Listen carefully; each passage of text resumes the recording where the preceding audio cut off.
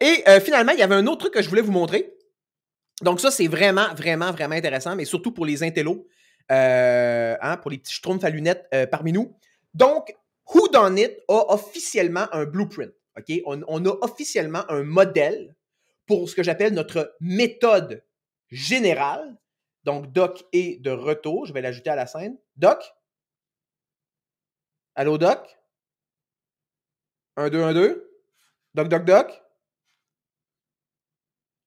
D'après moi, on va avoir ben de la misère à faire ce show-là avec Doc à soir. C'est chiant parce que Doc Déraille avait absolument... Là, je parle déjà au passé, je suis désolé. Je devrais être un petit peu plus optimiste. Doc a toutes les qualités pour être mon invité ce soir parce que, c'est vrai que je ne l'ai pas encore mentionné, notre affaire principale, ça va être le racisme supposé qui aurait eu lieu à l'épisode de dimanche dernier à Big Bro. Donc, Big Brother.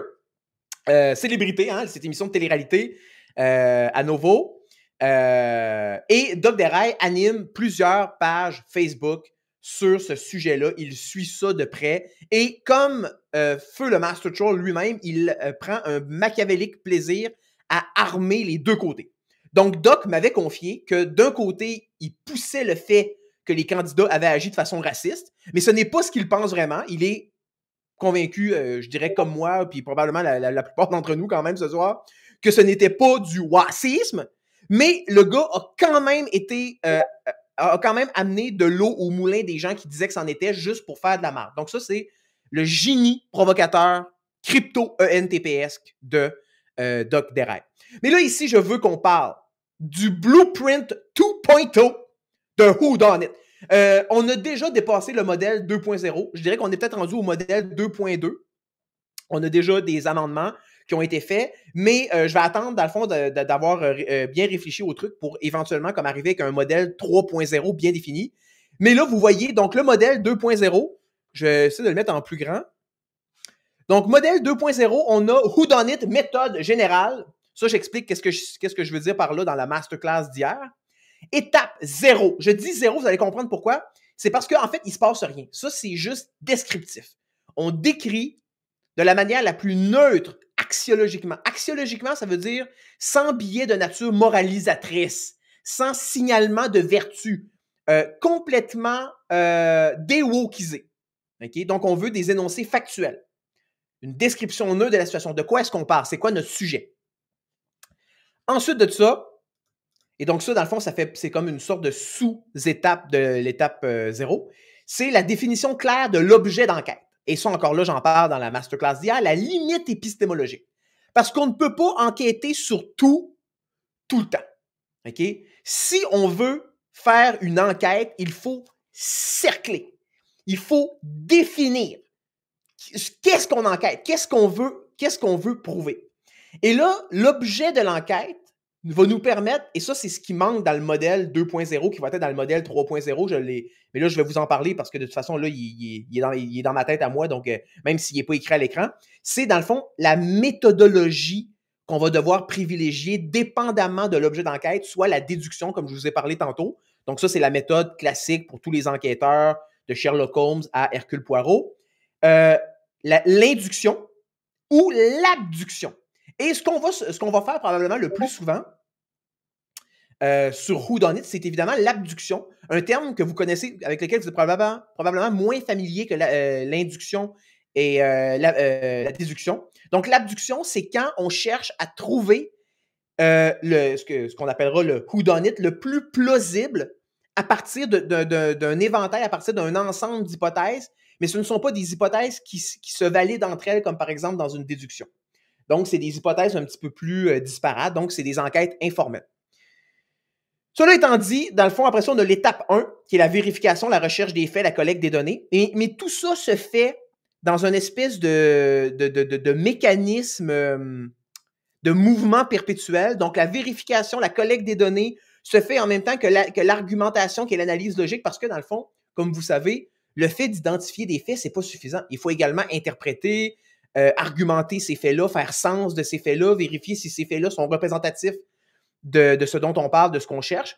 Après ça, à partir de ces données-là dûment process, donc argumenter, analyser logiquement, nous allons pouvoir formuler des hypothèses.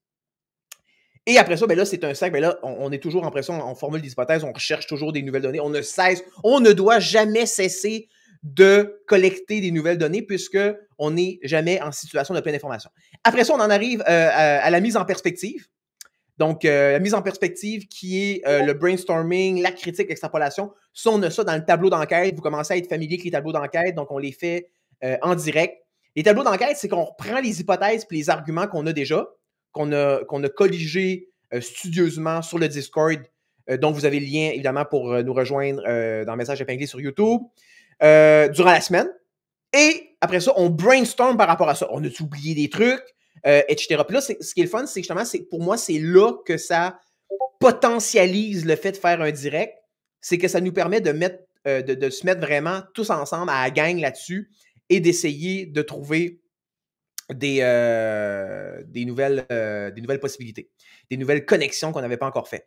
Ensuite de ça, on a l'échantillonnage et le bouclage, c'est-à-dire ranger les hypothèses de la plus à la moins probable.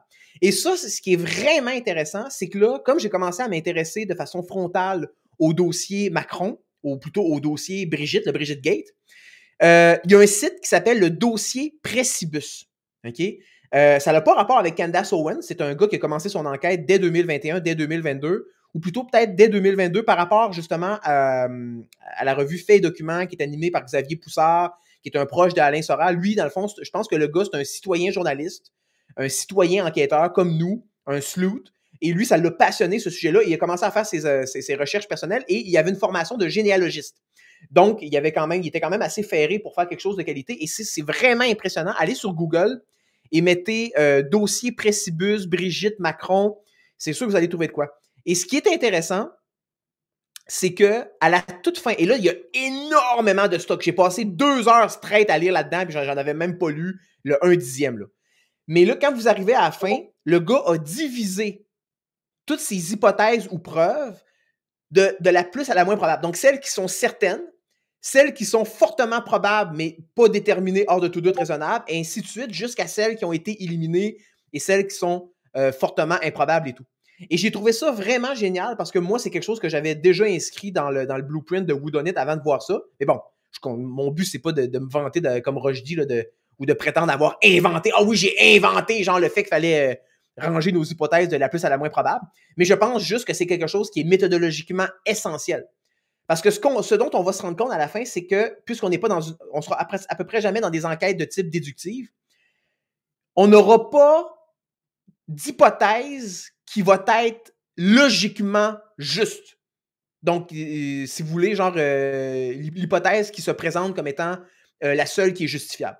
On va toujours avoir des hypothèses avec différentes prévalences, différentes valeurs, et il y en a qui vont nous sembler plus probables que d'autres, tout simplement. Donc, c'est important, je pense, de faire cet échantillonnage-là des hypothèses à un moment donné. Et là, évidemment, au fil de tout ça, tranquillement, pas vite, on a la construction progressive de la preuve. Yo! Hey, Doc! Tu nous entends-tu en direct, là? Allô? Oui? M'entends-tu? Moi, je t'entends, man. Bon, là, je suis sur mon cell, là, ça, on va le faire. Je vais le faire de mon cell. Bon, OK, man. Nice. Écoute, laisse-moi juste finir de présenter ce graphique-là, puis après ça, je vais te faire embarquer plus, là. Donc, la construction progressive de la preuve, ça, c'est un truc qu'on se trouve à faire dans les fils d'enquête sur Discord. Moi, dans le fond, moi, ce que je vous invite à faire sur Discord, c'est vous slouter. OK? Slouter, enquêter, investiguer, brainstormer, analyser toutes les idées, tous les raisonnements que vous pourriez avoir, même ceux que vous jugez un peu niaiseux ou peut-être qui n'ont pas rapport. Mettez-les dans les fils d'enquête et moi, je m'assure, je m'occupe de, dans le fond, tout colliger ça, ensuite de collecter l'information que vous mettez, d'en faire des arguments ou de les adjoindre à des arguments ou à des hypothèses qui sont déjà présents et tranquillement, pas vite, à bâtir un petit peu la preuve pour avoir une idée. Mais c'est vraiment dans les directs le dimanche que la preuve, essentiellement, va se construire. Et finalement, l'étape la moins importante, mais qui est peut-être la plus romanesque, qui est peut-être la plus spectaculaire, c'est le moment où on arrive et on fait comme « This is it! This is it! Voilà! » Ils sont racistes ou ils sont pas racistes ou whatever shit qui s'est passé à ce show-là de Big Brother. Et là, dans le fond, on en arrive à la conclusion. Donc là, hey Doc, je sais pas si tu étais capable de suivre un petit peu genre tout ce que je radote depuis tantôt. Qu'est-ce que tu penses de ça, toi? Whodunit, la méthode Whodunit, la rigueur méthodologique, tout ça, genre? Ben, je trouve que c'est bien fait, là.